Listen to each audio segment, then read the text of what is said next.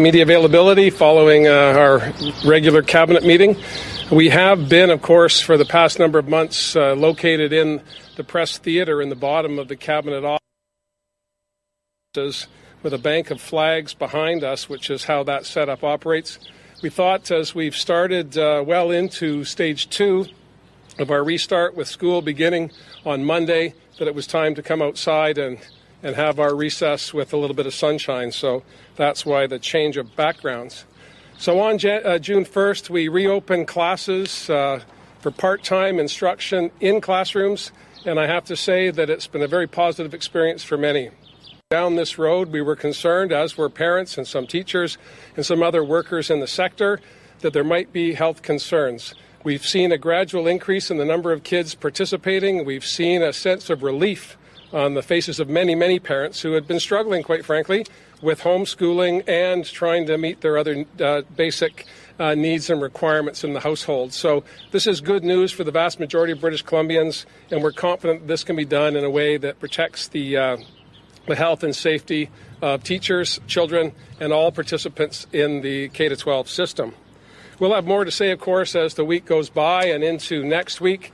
But on balance, we're pretty positive. With the outcome at this point, and we're going to keep working to make sure that people are safe and preparing for a full restart come September. The other major change June 1st was, of course, an increase in the minimum wage. The lowest paid workers in British Columbia received a 75-cent an hour pay increase, and that puts us number 2 in the country, behind Alberta, just a little bit ahead of Ontario. I believe that the least paid workers in British Columbia should not pay the brunt of the cost of COVID-19. We had planned for this increase 3 years ago when we put in place a yearly increase to get to $15 an hour by 2021, and with this increase, we're on track to achieve that next year. I have heard from some businesses that they're concerned about the increase, but I've also heard from businesses that they have a host of other challenges, and we've been focusing on those, whether it be the cost of rent, whether they be concerned about being evicted from their premises while they're doing their business, and a range of other issues. So I understand that for some, the minimum wage is a challenge, but I know for many who are paid the least in the province, this is a welcome pay increase at a time when they desperately need it. Lastly, I want to just touch upon the violence and the protests that we've seen in the United States over the past number of days. Like you, I'm horrified to see what happened to George Floyd. I'm horrified when I see the response in major U.S. cities. And what I do know is that although we do our level best to address racism here in British Columbia, it exists here as well. And although we do our best to make sure that law enforcement treats everyone equally, we have blemishes on our record as well. But what we do in those situations is try and get better. We can always improve on what we do, whether it be giving police better tools to better understand how to interact with people from different backgrounds. We've had certainly challenges with racism going back to the head tax for Chinese Canadians, the Komagata Maru when it comes to South Asians. Indigenous peoples have experienced racism from the beginning of settlement here in British Columbia. It's imperative that all of us stand together. That's why we reinstated the Human Rights Commission, so that there was a place where people could go to ensure there was justice when injustice is found in the community. That's why we put more money into anti-racism programs, to make sure that we have the tools to arm all citizens with what they need to push back when they see racism. On balance, I believe we're doing well, but we've always got room for improvement. When we look to the south, it causes me great sadness, and I know the vast majority of Canadians feel the same way. But in British Columbia, we have a history of peaceful demonstration. We had a demonstration here in the legislature to add to the voices around the world calling on the United States to do better. It was peaceful, it was appropriate, and I encourage people to have their voices be heard, but also, please, please, abide by the directions that Dr. Henry has put in place. Try and stay a good distance away from your fellow protesters. Wear a mask if at all possible. If you're going to be chanting, by all means, make sure you're covering yourself up so you're not potentially infecting other people. And with that, I'm happy to take any questions Jonathan may have. A reminder. There are others. Okay. There are others.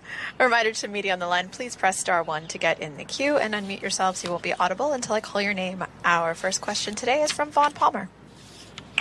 Good day, Premier. The headline in the Victoria paper on Saturday was Cruise Ship Season on the Rocks.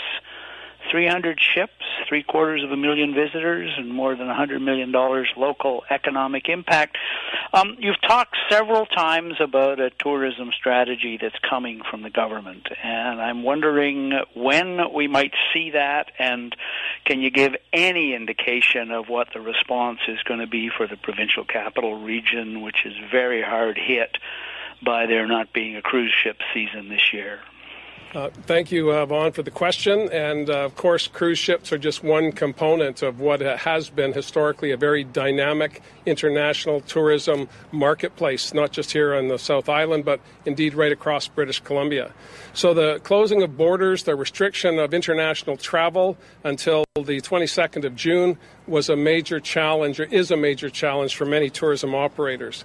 With respect to the cruise ship sector, those vessels that would have been landing in Victoria or Vancouver, up the North Island and on to Prince Rupert, I think the market will decide what the future of the cruise ship industry is in British Columbia and Alaska.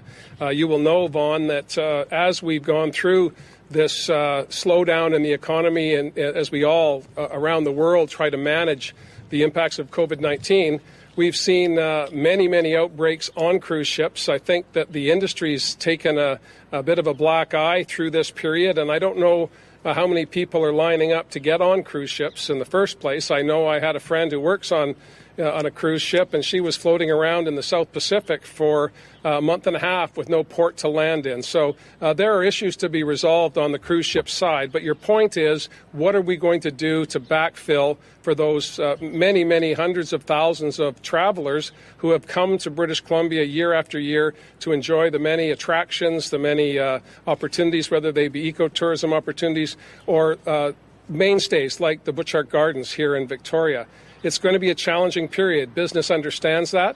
We've been working with the federal government to make sure that our border issues are consistent with the need for public health, but also looking to things like family reunification as the beginning of the softening of the border as we see positive numbers with respect to new cases, only 4 yesterday. That's not to say we're going to continue to have single-digit numbers. That's going to change and go up and down in the days and weeks ahead. But the data looks promising, and so we're reaching out to providers. Minister Lisa Baer has been holding stakeholder conversations regularly for the past month and a half, and we've been pushing all of that information back to the federal government so that we can have a response that helps sustain many of the businesses that have been the foundation of our tourism economy for decades. Our next question is from Binder Sajan. Hi, Premier. Just on that tourism note, the Liberals have suggested easing restrictions by regions that have lower case counts, saying that could potentially help tourism if you allow people within those regions to move around. Wondering what you think about that idea. Well, Dr. Henry's been pretty clear on that, not just this recent overture, but over the past month or so, there has been a lot of talk about why don't you have a regional approach. And she's been pretty categorical that the virus is everywhere in British Columbia. There is not one part of the province that is less susceptible to outbreak if we don't follow the directions that have been laid out by public health officials.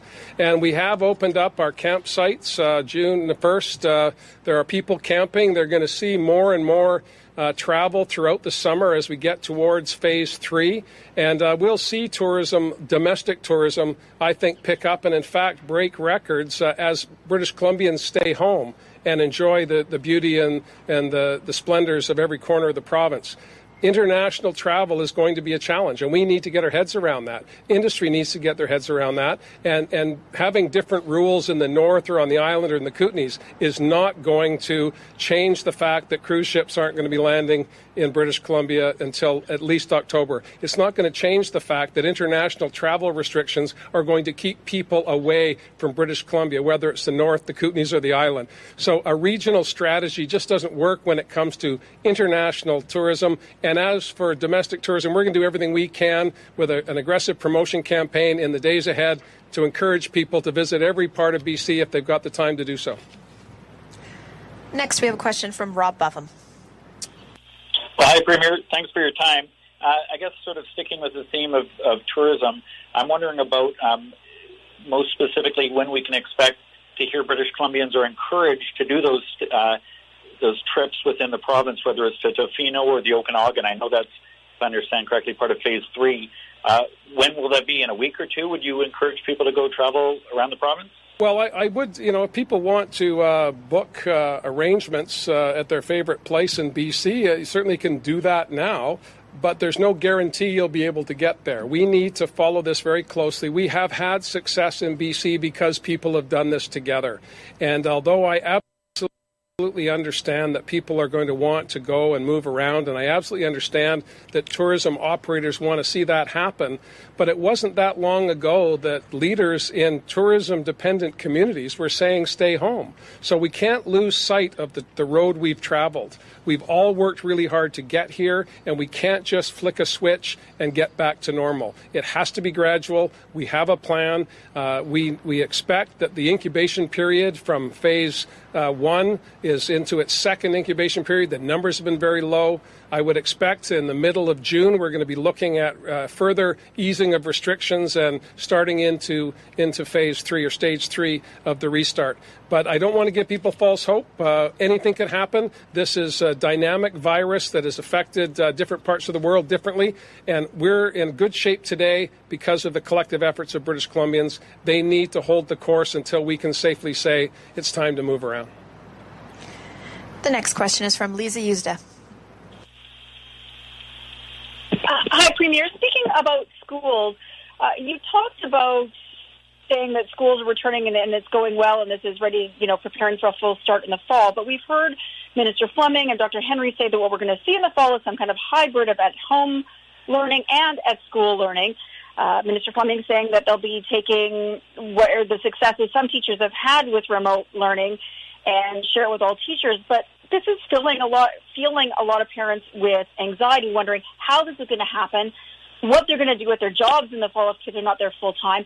How are you going to teach these teachers how to work this new way if they're already in school teaching right now and then on their summer break?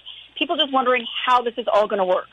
Well, it's going to work the way we've got the relaunch as of Monday, with a lot of cooperation, a lot of hard work by all of the various component parts, whether it be teachers, support workers, with QP, superintendents, principals, vice principals, trustees, and, of course, parents. And parents have been holding up the sky for the past month and a half, and I can well imagine they're anxious to pass their kids back to the public education system here in British Columbia. We want that to happen, and we want to make sure we're doing it in a way that's safe for all participants and will get the best benefit for the kids, of course, which is the center of our learning experiences at K-12. But we need to figure out how we're going to do that, and we don't have an answer today. That's why Rob Fleming, the minister, has been working with all of the people involved to try and find a way forward. I'll leave it to him to give more information as we have it, but we're on day 3 now. We've seen an increase in kids coming. We've seen an increase in enthusiasm on their faces, and also, I have to say, on many, many teachers who love being in their classroom with their kids. Will there be changes come September? That's the point of having a slow restart right now. We'll be able to inform parents throughout the summer, which is not atypical for the K-12 year. You find out just before Labor Day what's going on, or just after Labor Day. That's the way it's always been. I suspect that's the way it will always be. Next, we have a question from Tanya Fletcher. Hi, Premier. Laid-off hospitality workers are calling on the province and the feds to make sure their employers don't use the pandemic as an opportunity to replace them with workers with more seniority. Is there anything the province can do to improve the job security of these workers in the hotel industry, especially when it could take years for the industry as a whole to fully recover? Yeah, thank you for the question, Tanya. Those are big challenges. We fortified our employment standards provisions in the one-day session we had with a full cooperation of both opposition parties last month or 2 months ago now, and we're coming into the legislature in the weeks ahead. And if there's a requirement to change employment standards, we'll certainly do that. But we're calling on employers to do the right thing and make sure that they're keeping their workforce intact to the greatest extent possible. We expect that to happen. If we need to take steps using the legislature to protect workers, we'll do that. But our concern is right now, how do we get businesses back and running? That involves absolutely confident consumers. We need all British Columbians to feel comfortable going back into whatever the business might be, whether it's travel, staying in a hotel, whether it's going to a restaurant. And I know that people are excited about going to restaurants and having someone else do the cooking and doing the dishwashing. I know that's what I'm hearing from my spouse. And so I think the challenges are obvious, but our focus is on trying to find a way to collaborate with employers, with employees. That's why our Economic Recovery Task Force includes labor, small businesses, large businesses, because everyone at the table is what's led to our success to this point. We need to keep that attitude going through the restart. Next, we have a question from Rob Shaw. Oh, hey, Premier. I just want to build off Lisa's question earlier. If we're headed to a hybrid model in school in September and parents aren't going to know how many days their kids are actually in school until close to Labor Day, as you said, how is the child care issue going to work in your mind? You've mentioned in the past you aren't considering accelerating $10 a day child care program. So is there anything you can do or are planning on doing to open up some more spaces if people are going to have their kids in part-time childcare in September and are probably going to spend the summer worrying about that? Well, we were operating $10 a day pilots prior to COVID-19, and I don't want to reimagine my comments to you a few weeks ago, Rob, but we're not backing away from childcare, period. We are trying to find the best way to deliver those services in a cost-effective manner at a time when revenues have fallen to governments, family income is declining. We need to rebuild with a focus on providing quality childcare, and we're going to we are still committed to doing that. My response was specifically to $10 a day, but if we've learned anything over the past 2.5 months, it's the importance of childcare to our economy. If there were any people out there that doubted this being an economic policy, not just a social policy, we've had that evidence over the past 2.5 months. And your question also just puts it squarely in front of people. We need childcare to get back into the economy. So with respect to how the K-12 system feeds into that, we will have over the summer the opportunity to look at how we can have in-class learning for students in the K-12 system, and also childcare at schools, because we have the infrastructure there. We need the early childhood educators to get those diplomas and certificates in place so that we can expand the program. This had been, as you know, a 10-year plan, and we can't accelerate 10 years of work into 10 months. But we can redouble our efforts to make sure that quality, affordable, accessible childcare is there for all British Columbians in every corner of the province, and we're committed to that. Next, we have a question from Mary Griffin. Hello, hi, Premier. Thanks so much for taking my call. First off, I just have a two-parter. A question for my colleague in Nanaimo. She wanted me to ask you about the fact that playgrounds are reopening around the province. And do you have a message of reassurance for parents who want to bring their children there? They want to push them on the swings, but are hesitant or might be a bit worried now that the tape has come down from the playgrounds. And also the fact that second, the Fraser Institute says we could enjoy a 4-day work week, but not for a decade, and only if we are more productive, so we work harder. Is that it, Mary? Okay, well, let me start with the Fraser Institute report. Rare is the day that I crack the cover of a Fraser Institute report, but I am intrigued about the idea of a 4-day work week, and I'll certainly take a look at that. But 10 years from now, that will be the middle of my 4th term, and I'll be looking for a 1-day work week by that point. I'm pretty sure of it. So it's a bit into the future, and I don't want to discourage the Fraser Institute or anyone else from bringing forward good ideas. One of the advantages and opportunities we have coming out of a pandemic is nothing should be off the table. And I meant no disrespect to the Fraser Institute in my response. Anyone out there who has an idea, we want to hear about it. We'll be expanding our recovery plan after that helicopter lands. We'll be expanding our recovery plan in the weeks ahead, and we'll have more to say about that either at this podium or elsewhere. But we need new ideas, good ideas, and we should be unafraid to have those discussions. So, again, I say without any hesitation, if the Fraser Institute has good ideas, they want to bring them forward, I look forward to that. With respect to kids going back to playgrounds, again, it's another one of those things where you can just see, you can imagine the joy on youngsters' faces to be able to go back to the park that they used to go with their parents or their guardians or their older siblings to play and laugh and enjoy a sunny summer day. And I encourage all parents to do that, but also to be mindful of physical distancing. Try and keep your loved ones, your little ones, a good distance away from other kids in the playground. Take along some wipes with you if you can. Wouldn't hurt to wipe things off before you use them. And I encourage people to enjoy all of the amenities in our parks, whether they be municipal parks, provincial parks, or federal parks. Now we have a question from Cindy Harnett. Hi, Premier. Thanks for taking my question. You mentioned earlier a regional approach amid the pandemic won't work in tourism. Where, if anywhere, will a regional approach work? And that's in the context of Vancouver Island, where we still only have one case.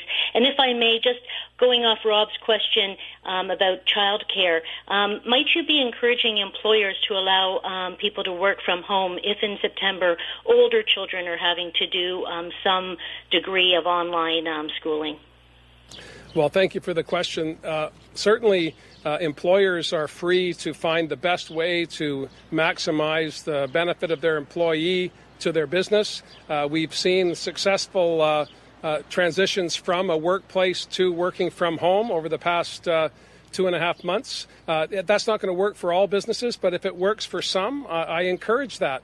The idea, of course, is more productivity, safer workplace. All of those things can be accommodated by having flexibility. And I think what I've heard more than anything else from employers is they're reimagining their future, just as governments are reimagining how we operate. Families are trying to figure out what all of this means. What's the school year going to look like? How are we going to manage childcare? How are we going to deal with mom and dad? They're getting a little bit older. Are we confident in long-term care? We should be in British Columbia, but we hear stories across the country that give us concern. So these are opportunities for us to engage and talk about what we want to see in our homes, in our communities, in our workplaces, and indeed right across the country. And the unprecedented collaboration has really been helpful in that regard. And so I don't want to immediately dismiss the Liberal idea of having regional reopenings, but we have a plan that involves reopening every corner of the province.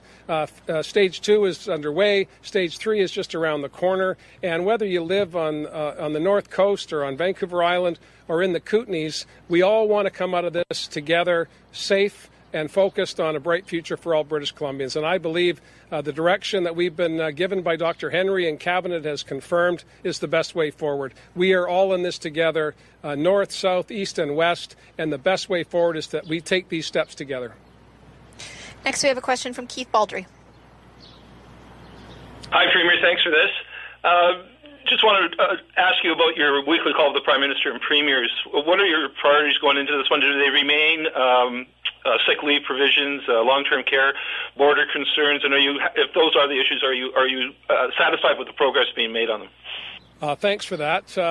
There's two issues that I've been focusing on the past couple of weeks. One is transit funding.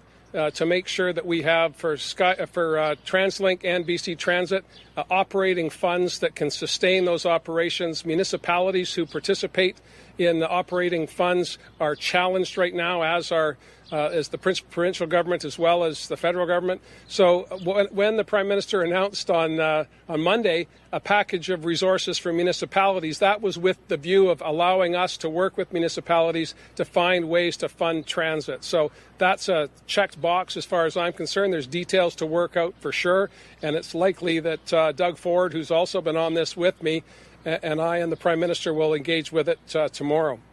When it comes to the paid sick leave, we've made great progress there, and the details are yet to be worked out. But I go back to how we've approached this federal-provincial interaction going back to the end of February, the beginning of March. And the level of collaboration has been unprecedented. I think for those who've watched federal-provincial relations over the decades, there's no comparable experience to what we're going through right now. And the highlight for me has been the flexibility of the federal government. They're prepared to listen to the provinces about the best way to deliver services and programs, which is what we do, and without just send the cash, which has historically been the position of the provinces. Instead, we're saying these are the objectives we want to realize in provincial capitals across the country. How does the federal government engage in that, participate in that equally so that it benefits everyone across the country? So the sick pay issue is well in hand, I believe. We'll have details to follow. And on the transit side, I think the municipality funding will help us immensely in that. Focusing on coming into this week are issues that are pretty mundane. The Columbia River Treaty is up for renegotiation. We're a component part of that with the federal government. So that's not of much interest to the people of Alberta or New Brunswick, but it's critically important to the people in the Kootenays and in British Columbia. And also a whole range of other issues that I think are top of mind now, and that is anti-racism. We are pretty clear in British Columbia that, again, we are wanting to push as hard as we can for national approaches to these vexing problems. We have enough to deal with here in British Columbia by ourselves, but if we are aided by a federal program and a federal initiative that has us all working together from coast to coast to coast, I think that lifts up all Canadians, and we can identify and recognize that as a diverse, multicultural country, better to have a national approach to these issues and having provinces fully supporting those. And those are some of the things we'll talk about this week. The next question is from Tom Zatirik. Hi, Premier. My question is about the new hospital for Surrey to be built in Cloverdale. Do you see the pandemic holding up or delaying its construction? No, not at all. It's in the business planning process right now. We accelerated that because of the need in south of the Fraser, in Surrey particularly, but in the entire region. We were delighted to announce an urgent primary care centre, the second one in Surrey, to relieve pressure on emergency rooms and also to give unattached patients a place where they can connect with primary caregivers, whether they be nurse practitioners, doctors, dietitians, social workers, you name it. So the urgent primary care centres are going to be the foundation of our primary network going forward, but we will need a major acute care facility in Surrey. The Cloverdale site is well advanced. The work is being done. I don't see any delays because of COVID-19 on that front. We now have a question from Justine Hunter. Hi, Premier. I have a question about, and I guess we're expecting some more bleak unemployment statistics out later this week.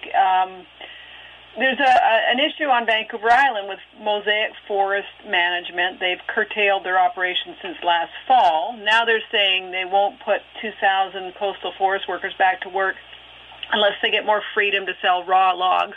I know it's a federal issue, but I'm wondering if you have any advice or wishes about how the federal government will handle this. Thank you, Justine. And I've met with Mosaic last year in the fall. I've met with them again at the turn of the new year.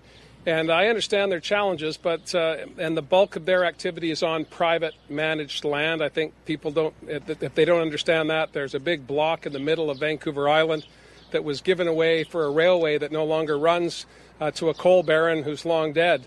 But nonetheless, what was historically Crown land, in fact, what was historically Indigenous land, is private land now, and the rules of logging on those lands are largely governed by the federal government.